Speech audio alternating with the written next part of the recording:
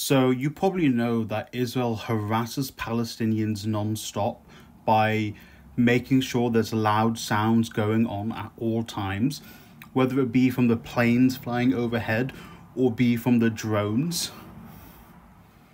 Yesterday, footage came out of Israeli drones using the sound of crying babies to harass Palestinians and to lure them out of their homes so they can murder them more easily. That's right, the sound of a crying baby was being used by the Israeli occupation forces against the Palestinian people. And this wasn't just any baby crying. Child psychologists have come out and said this is the sound of a baby in fear, because babies' cries are distinctive. You can eventually discern between them.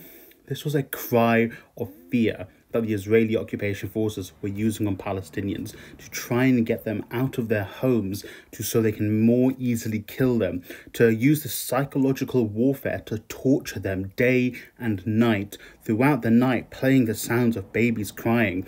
Do you know what that does to a person? For days and days and days on end. There's a reason parents struggle when their children cry in the middle of the night.